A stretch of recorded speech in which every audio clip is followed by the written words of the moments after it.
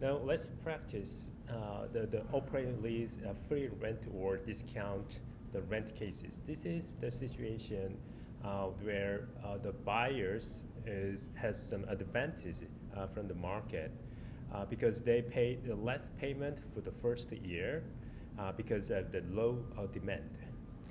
Okay, as we discussed in the class, we have the same step-by-step work to calculate the minimum lease payments, and then we come up with some the annual rent expense or the revenue. Okay, let me read the question. Discounted rent, the lease contract 10 years, annual lease payment $1,000 per year, so totally the $10,000 for 10 years. But the first year discount rent is $500. So you have to keep that in mind. This annual lease payment that is incurring every end of year. Okay, and then the first year discount rent 500. What are the minimum lease payment, the total annual payment, and the rent expense for the lessee and the rent revenue for lessor? The step one, calculate total minimum lease payment over the lease term, and then we calculate the rent expense is equal to minimum lease payments divided by the lease term, which is actual usable life, and then record the same rent expense or revenue amount at every lease term. And then we amortize the rent payable or receivable for the lessee operating lease using the straight line method over the life of the lease. So let's calculate total minimum lease payment. So anyway, the sum of actual payment is the total minimum lease payment. So we have $1,000 per year times 10 years, but $500 discounted. So total amount is $9,500.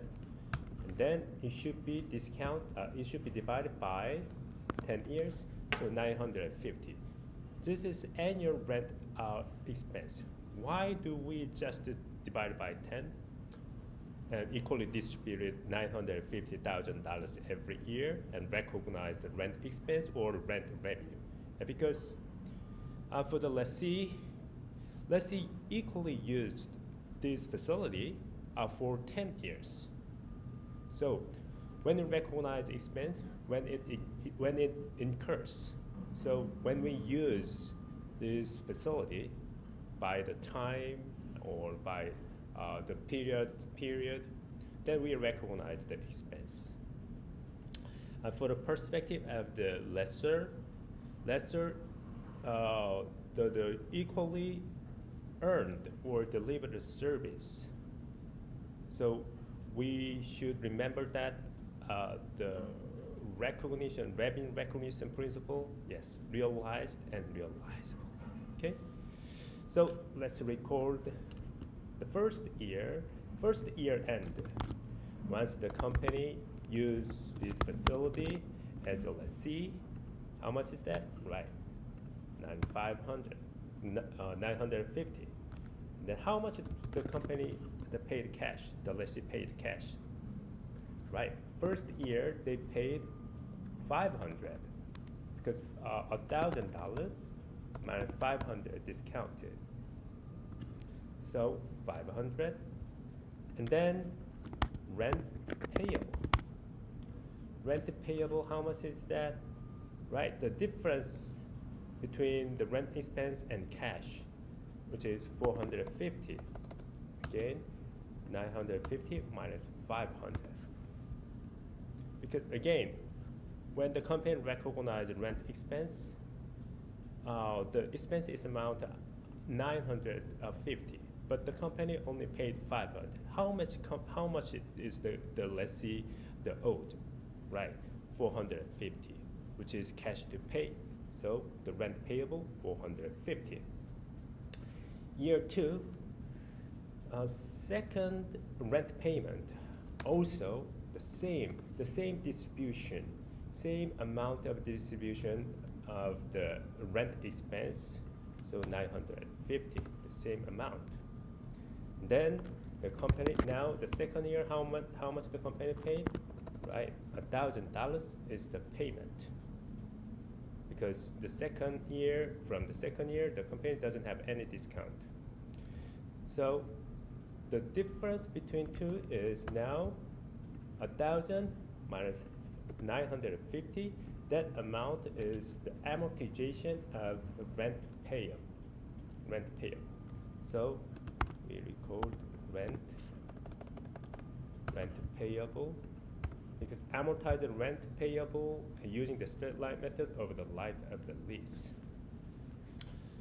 So because we paid 1,000, once we paid $1,000, which is greater than this rent expense 950 by $50, that $50 is no longer payable because we already paid by $50. So the rent payable should be reduced. Okay, then let's record all this transaction. Cash out 500, and the rent expense on the year 1, and rent payable 450. Then this retained earning should retain the income statement account for the year and the year 1. And then year 2 transaction, rent expense 950. And this 950 should be added into the retained earning for the balance sheet as of year 2. And then the cash amount, once again, $1,000 out, and the rent payable $50,000 now should be reduced by $50,000 because the company paid $50 more than the rent expense. Okay, so we balanced out.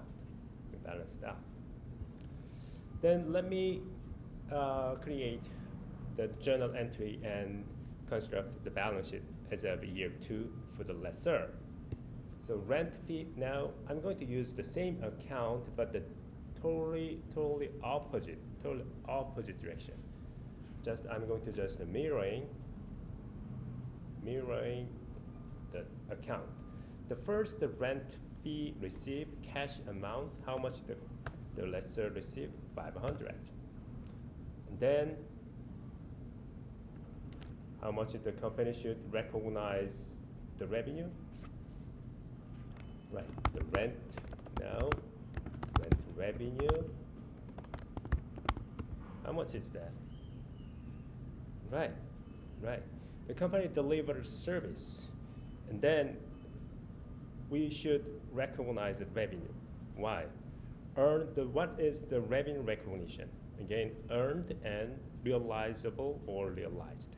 So the earned means deliver the service. Once the lessor delivered the rent service from year 1, then the company can recognize the rent revenue, right? And then the realized amount is 500. Realized amount is rent receivable 450. So rent receivable 450. Oh, before this, the company should recognize this annual rent expense or revenue the same amount as the lessee's rent expense. Then the rent receivable is the difference between two. So 450 is rent receivable. Even though the company recognized the revenue 950, the company received only 500.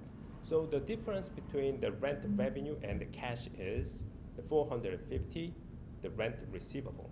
What is the receivable? Again, that is asset account, cash to receive. The company will receive the cash along the life of this lease term. Okay, then the second year, the same way, the lessor receives cash $1,000, and then the second year, also the company should recognize rent revenue because they delivered the service and earned the service and realizable some assets. So rent revenue, which is the same amount, 950, and then the company received 1,000, but they only recognized 950. So what is the difference? Right.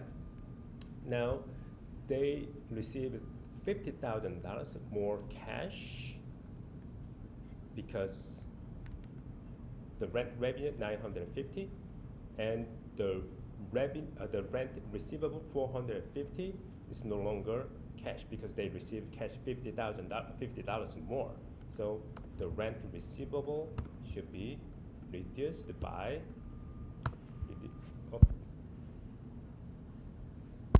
the difference. So that the rent receivable $450 cash to receive is now reduced by 50. Now let's record this cash in,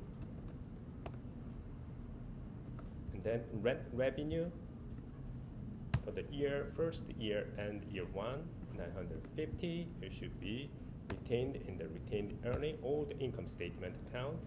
And the rent receivable until they receive this rest of $450 along the life of this rent term. And then now the cash amount $1,000 received for the second year, and the rent revenue 950 should be retained under retained earning for the income statement account. And then rent receivable should be reduced by the $50 because the company received $1,000 higher than the rent revenue by $50. So you can see that exactly the lessor and lessee of the balance and the income statement and the journal entry each other mirroring each other, right? So that's all. I'll see you in the next video clip. Bye-bye.